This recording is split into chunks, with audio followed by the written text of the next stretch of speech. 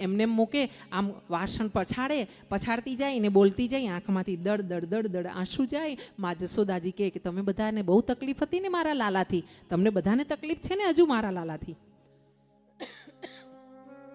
જો મેં મારા લાલાને હવે સજા કરી છે. તમે બધાને ત્યાં જે માખણ ચોરી જાય છે ને, મારો લાલો રોજ રોજ આવીને બે ગોપીઓ 2-5 ગોપીઓ આવીને તમે સવાર બપોર સાંજ, એક દિવસ એવો ગયો છે કે મારા લાલાની ફરિયાદ તમે ના કરી હોય? એક દિવસ એવો ગયો છે?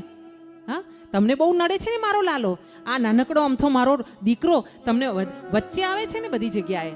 હા, તમે રોજ ફરિયાદ કરવા આવો છો ને મને ફરિયાદ કરીને મને ગાંડી કરી નાખી છે.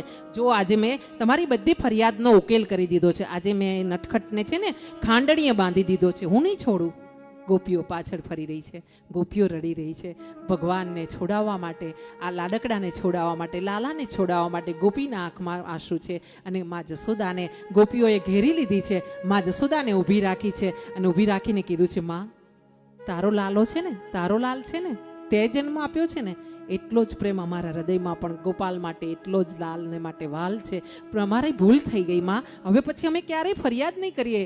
લાલાની ફરિયાદ લઈને તારી પાસે નહીં આવીએ માં. તું હવે લાલાને છોડી દે.